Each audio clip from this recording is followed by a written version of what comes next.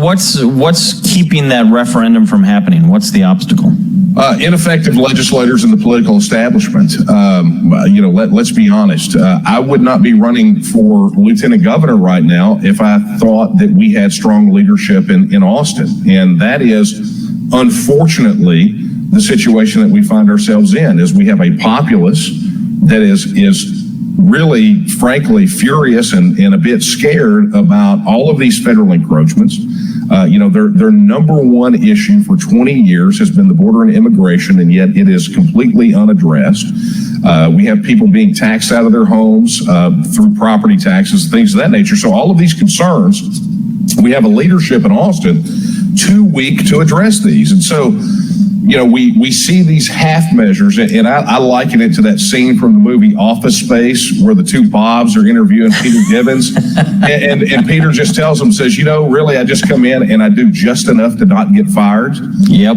That is literally it should be the motto for the political establishment in Austin. They are campaign conservatives, but effectively they are paper tigers. They have too many of them have their sights set on Washington, D.C., on taking a federal office.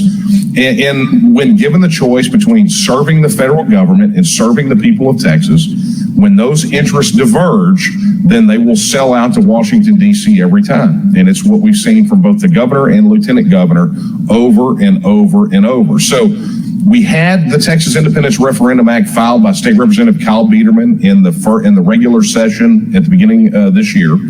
Okay. And what we saw thousands upon thousands upon thousands of constituent communications to state reps and state senators. We had some state reps sign on to the legislation and had one state senator who chimed in. And what we saw was a stonewall from leadership, from Governor Greg Abbott, from Lieutenant Governor Dan Patrick, and from Speaker of the House Dave Thielen, who said that this bill must not see the light of day.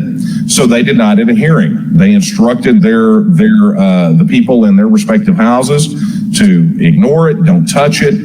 And we warned them at the time that they did so at their own political peril, right? Ignoring this type of outpouring from constituents can only have one outcome, and that is watching these guys get bounced out on their butts in 2022.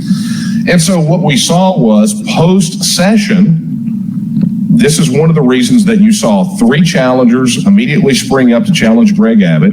This is the reason that I'm running for lieutenant governor against Dan Patrick, and it's one of the reasons you've seen probably 20 or more members of the Texas House or Senate announce that they're retiring, and it's exactly why in 2022 you will see the most challenged primary election in the history of Texas.